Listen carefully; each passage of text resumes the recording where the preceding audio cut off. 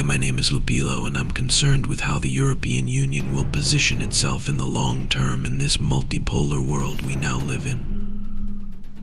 Until about 2017, starting in the early 90s, when the Soviet Union fell apart, the United States were the only superpower, and as was typically said, the US was the world's cop, and behaved according to international liberalism and idealist principles, meaning it attempted to help other countries become liberal democracies, however, sometimes with disastrous results, because either these countries' populations wouldn't mobilize in large enough numbers in favor of becoming a democracy, thus making US intervention useless and even harmful in some cases. This changed with China's economic rise. The world became multipolar and anarchic, where although the US is still by far the greatest superpower, it's not the only superpower, resulting in a more realist international policy, where the US is more concerned with the balance of power than with making liberal democracy universal. Some analysts call this order a tripolar order, including Russia, regarding its military machine and mobilization capacity.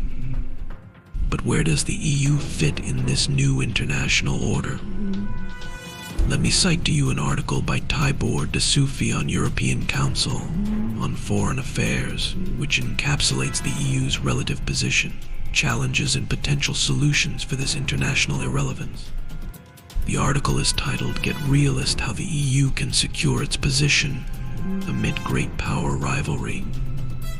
He writes, just 2 years ago, the European Union appeared to have finally found its place in the world. The bloc was swift to stand in solidarity with Ukraine following Russia's full-scale invasion. The EU set about supporting its beleaguered neighbor through humanitarian, economic, and even military aid. But optimism is now waning about the future of the EU as a geopolitical player. To understand why, it is instructive to listen to voices that remain skeptical of Europe's moral moment. Figures such as John Mearsheimer belong to the offensive realist school, which believes great powers are inherently driven by an insatiable need for security. Its precepts emphasize the critical role of military capabilities, population size, and economic strength in ensuring a state's survival and dominance in an anarchic international system. Perspectives such as Mearsheimer's are not those of a lone wolf, but sit within an increasingly influential panoply of American viewpoints played out right now with raw political brutality in the US Congress.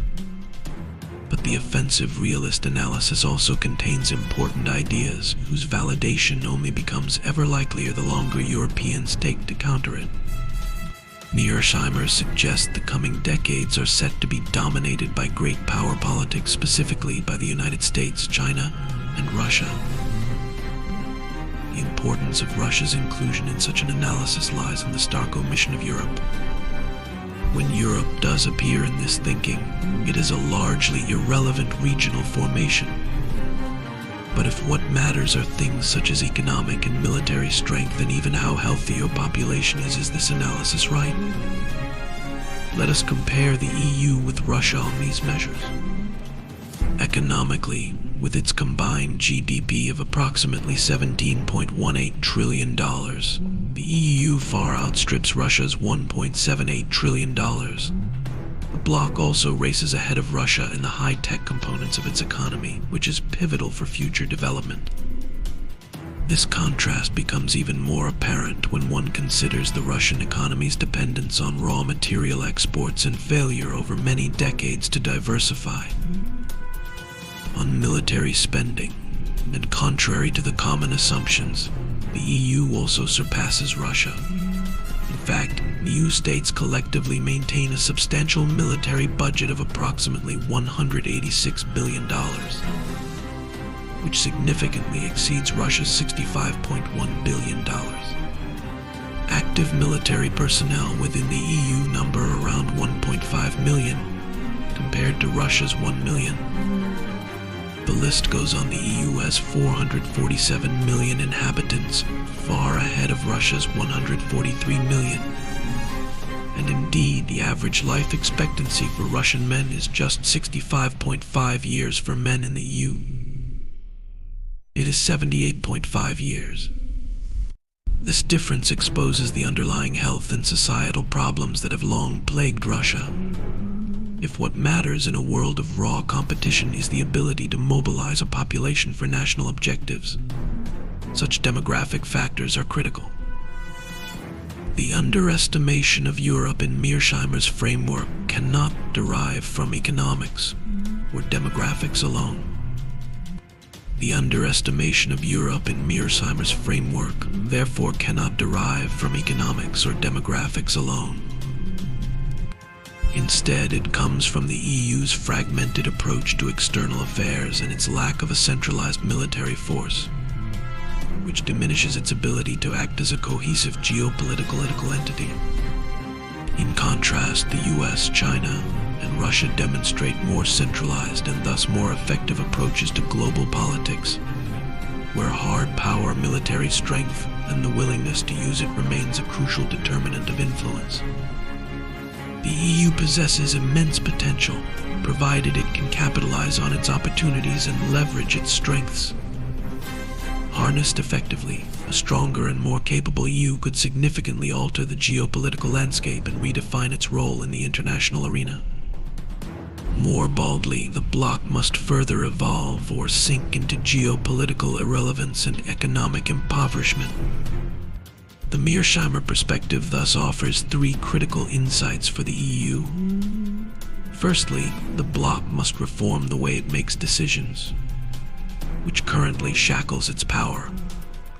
The EU's consensus-driven approach may be democratic, but it frequently leads to sluggish and watered-down responses to global crises, and thus undercuts pro-European Democrats' arguments in favor of European unity. Sorting this out is not just about speeding up decision-making, it involves placing requisite money and resources behind these decisions. This also matters for minimizing internal disruption in member states that leverage their position for disproportionate influence, or that pursue national interests at the expense of others. Such internal divisions, let alone lobbying for Russian interests within the EU, severely undermines the bloc's external influence and cohesion. Secondly, European policymakers should acknowledge the return of warfare as a major dynamic in international relations, as Mearsheimer has observed. The bloc cannot perpetually rely on the support of the US and NATO, not least given the volatility in American foreign policy. Even if Donald Trump does not return to power next year, US priorities have anyway been shifting away from Europe for some time. On its own continent, there is still time for the EU to enhance its military capabilities to the levels necessary as Russia regroups in Ukraine. Such a task goes beyond mere armaments. It is about establishing a credible force for deterrence and self-reliance and security. Building such capabilities will not only enhance the EU's defensive stance, but also affirm its commitment to maintaining peace and stability in the region. Finally, the EU's dependence on American military solutions also requires re-evaluation in light of Mearsheimer's analysis of a shifting world order. The move from a unipolar to a multipolar world implies that the EU's interests may not always align with those of the US. It is therefore imperative to invest in the European defense industry, focusing on indigenous development of military technologies and capabilities. This is not merely about manufacturing military hardware, but involves undertaking a comprehensive approach encompassing cyber capabilities, intelligence networks, and modern warfare strategies. Even if future US administrations adopt a more collaborative approach, the EU must be prepared to stand independently, particularly in scenarios where American and European interests diverge. In such a world, it is not just desirable but essential for the EU to embark on a transformation into an assertive and empowered geopolitical entity. This will entail not just a shift in military and defense policies, but also a reimagining of the EU's role in global politics. It is the only way the EU can secure its position in a system defined by great power rivalry. The success of this endeavor will be pivotal, not only for the EU but also for the shape of the international order in the 21st century. Thank you for tuning in. If you enjoyed this content, don't forget to like, subscribe, and share it with your people.